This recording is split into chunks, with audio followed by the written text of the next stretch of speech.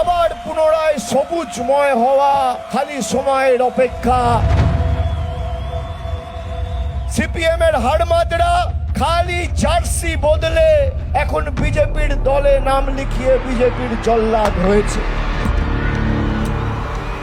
এই পুরুলিয়ায় তো ডবল ইঞ্জিন ক পয়সা নিয়ে এসছেন দিল্লি থেকে, একটা বাড়তি ট্রেন লাইন করেছে। এখান থেকে যে ট্রেনগুলো চলে, Bandwan Manbazar train line, Purulia Jhargram train line, কত প্রতিশ্রুতি দিয়েছিল। গত 7 বছরে একটা ট্রেন লাইন করেছে। এই ডবল ইঞ্জিন সরকারের নমুনা। একটা ট্রেন পুরুলিয়া থেকে হাওড়া অব্দি পৌঁছাতে পারো না, তোমরা মানুষকে রাস্তা দেবে, বাড়ি দেবে, জল দেবে, কল দেবে? লজ্জা লাগে না? কুর্মী ভাইদের মিথ্যে প্রতিশ্রুতি, এরা যে দাবি নিয়ে লড়ছে, এদের দাবিকে মান্যতা দিয়ে একটা চিঠি লিখেছো দেশের প্রধানমন্ত্রীকে।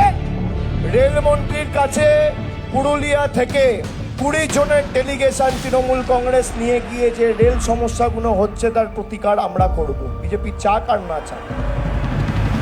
সবাইকে কথা দিচ্ছি, এই ভালোবাসার ঋণ উন্নয়নের নিরিখে পরিশোধ করব আগামী দিন।